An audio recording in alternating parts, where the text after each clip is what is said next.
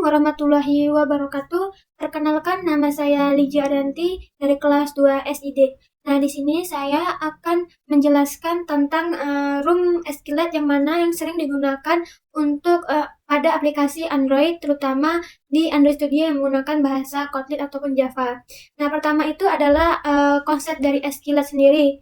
Nah, skillet itu adalah penyimpanan data berbasis relasional database yang secara default tersedia di Android. Nah, SQLite bersifat itu open source dan tidak memerlukan koneksi jaringan atau standalone. Biasanya digunakan untuk menyimpan data internal aplikasi seperti kontak, pesan, dan juga catatan atau notes.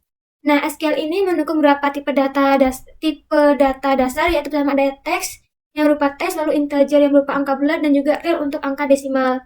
Nah, namun room SQLite atau room persistency library yang mana ini ROM ini adalah library perpustakaan dari Android yang berfungsi sebagai abstraksi di atas SQLite Lite. Artinya, ROM ini menyederhanakan cara kita berinteraksi dengan database SQLite.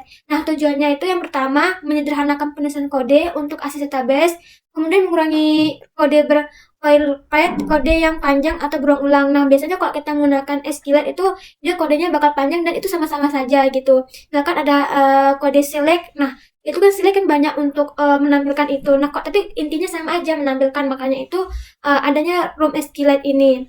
Kemudian dianya lebih aman dan efisien karena query dan identitasnya diversifikasi oleh compile time. Kemudian mudah diintegrasikan dengan komponen arsitektur Android seperti Live Data, View Model dan lain-lainnya. Kemudian Google sendiri juga merekomendasikan room ini dibandingkan SQLite langsung karena lebih mudah dipelihara dan lebih aman untuk error atau runtime-nya. Kemudian komponen-komponen utama room itu ada 3. Yang pertama itu ada entity yang mana mewakili tabel dalam database yang dibuat dari kelas Java atau Kotlin yang dimana nama notasinya entity. Kemudian ada DAO yang artinya data access object kepanjangannya, yaitu berisi metode-metode untuk mengakses database seperti query, insert, delete, update, dan lain-lainnya. Kemudian DAO ini menggunakan logika akses data dan logika bisnis. Kemudian ada database. Nah, kelas utama yang berisi notasi database ini untuk menentukan daftar entity dan DAO serta versi database-nya. Lalu mengextend room database. Yang kesimpulan itu yang mana? Room itu adalah solusi modern untuk mengelola database di lokal Android yang bekerja di atas SQLite. Dengan room ini, biasanya pengembang itu lebih terstruktur, lebih aman dan efisien. Karena room ini menyederhanakan banyak hal yang rumit di SQL, serta memberikan verifikasi untuk mencegah adanya error atau runtime. Nah, itu merupakan konsep dasar dan juga dari SQLite dan juga room SQLite. Room SQLite yang sederhana. Yang pertama ini saya akan bahas tentang user adapter. Nah, ini ada apa aja? Nah, user adapter itu tujuannya untuk menampilkan daftar data user seperti nama lengkap, email dan juga nomor telepon. Kemudian dianya dalam bentuk tampilan Android-nya itu dalam bentuk list semuanya, yang dimana diambil dari data user yang terhubung di database room. Nah, di kelas-kelasnya itu ada kelas user adapter yang mana untuk menampilkan di sini ada user adapter ini untuk menampilkan list-listnya dan menerima parameter berupa list user tadi dan merupakan data user. Kemudian dia berfungsi sebagai jembatan antara data dan tampilan dari recycle view-nya. Kemudian ada interface dialog. Nah, di sini ada interface dialog set dialog untuk menangani aksi klik itemnya. Misalkan itemnya itu bisa diupdate, di-delete atau dibatalkan seperti itu. Nah, kemudian ada class view holder.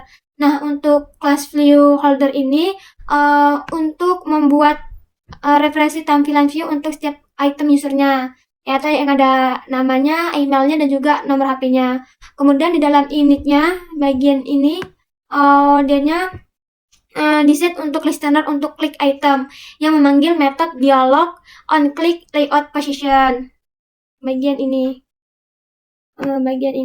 Kemudian ada method override. Nah, ini ada 3 method override yang dimana yang metode pertama ini on create view holder untuk membuat dan mengambil objek di view holder berdasarkan layout row user SML-nya. Kemudian yang override kedua itu on binding view holder untuk mengisi data dari list position ke text view pada item yang ditampilkan. Nah, yang terakhir ada override tentang get get item account. Nah, ini untuk mengembalikan jumlah item dengan jumlah user yang ditampilkannya.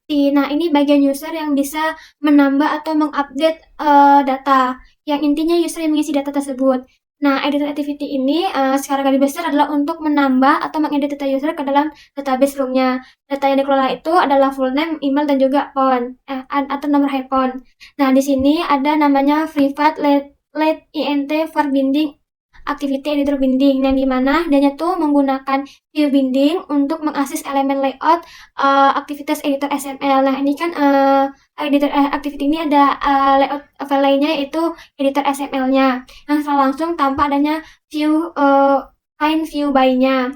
Kemudian ada inisialisasi database-nya. Ini inisialisasi database-nya yang dimana untuk mengakses instance database dari ROM melalui metode getInstance. Metodenya adalah getInstance. Nah, kemudian ada variabel intent. Nah, variabel intent sama dengan intent extract ini adalah jika intent itu null, berarti sedang dalam mode edit. Nah, ambil data user berdasarkan ID-nya dan ditampilkan melalui input from. Jika intentnya kosong, maka modenya itu harus ditambahkan ke data baru. Nah, kemudian ada var user database get ID intent. Nah, ini data dari database itu ditampilkan ke from input jika sedang mode edit. Kemudian untuk simpennya itu melalui binding set on click listener. Yang di atas binding full name, email ini kan tadi untuk data-datanya itu terdiri dari 3. Nah, sekarang button save-nya itu jika dianya null maka update user. Nah, jika dianya intentnya sama dengan null atau tidak sama dengan itu berarti dia update. Kalau dia sama dengan null berarti dia menambahkan data baru atau insert data baru. Nah, kemudian validasi if binding full name-nya. Nah, ini dianya artinya memastikan semua input itu diisi sebelum datanya disimpan. Jadi kesimpulannya itu dia ini kode yang di file ini adalah untuk menambah data user dan juga mengedit data user yang lama berdasarkan ID. Nah, di setiap kita percobaan ini main activity yang paling penting, yang dimana dia itu merupakan activity utama yang menampilkan data daftar usernya yang menggunakan recycle view dan serta menyediakan tombol menambah, edit, dan juga menghapus data user dan menggunakan database room-nya. Mendapat data, mengedit data, dan juga mensinkronisasi data. Misalkan kita sudah menampil list-list datanya, nah itu bisa kita edit, kita klik datanya itu bisa kita edit, bisa kita tambah, dan bisa kita hapus atau kita batalkan. Seperti itu. Nah, ini bagian dari main activity KT-nya. Lalu kemudian kita ke layout activity editor. Nah, ini tampilan untuk menambah datanya, ada nama lengkap, email, dan juga nomor teleponnya. Ini merupakan tampilan dari gambarnya. Jika dari kodenya itu seperti ini, seperti sebelum-sebelumnya, ini untuk hanya tampilannya. Makanya activity editor yang dari KT editor tadi. Kemudian ada main activity. Nah, ini untuk tampilan awal dari mainnya. Nah, biasanya ini dia sudah menambahkan list-list datanya. Nah, di sini ada tanda tambah yang mana kita bisa menambahkan data dan menuju ke halaman tadi untuk menginputkan data di activity editor yang ini. Jika klik tambah, maka dia akan menampilkan bagian ini.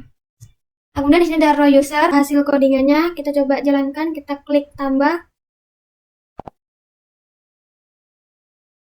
Nah, ini bisa kita isi dengan nama kita, misalkan namanya Lija, kemudian emailnya lija@gmail, kemudian nama teleponnya kita isi 213. Maka langsung kita bisa klik simpan. Maka kembali ke halaman listnya. Nah, ini tambahan tadi. Nah, misalkan kita klik ini. Nah, ini bisa kita update, hapus, atau batal yang seperti tadi. Misalkan kita update, nama teleponnya jadi 90 nih, lalu kita simpan. Maka dia akan kembali ke halaman list tadi yang sudah terupdate. Nah, ini juga bisa kita hapus dengan one click saja. Nah, misalkan kita hapus, boleh. Kemudian jika kita kebatalkan, maka kembali ke halaman tadi. Nah, seperti itu. Nah, ini yang dinamakan dengan room SQLite, di mana codingan itu sedikit saja, tidak ada yang panjang-panjang di antara semua tadi, yang dari editor KT-nya, main activity-nya maupun user datanya. Kemudian untuk tampilannya seperti ini dulu. Lalu inilah tampilan dari room SQLite-nya. Ini hanya perlu diperbaiki sedikit untuk tampilannya agar lebih rapi. Namun kita coba isi lagi. Iya, jika ada kekurangan atau kesalahan, saya mohon maaf. Saya akhiri. Wassalamualaikum warahmatullahi wabarakatuh.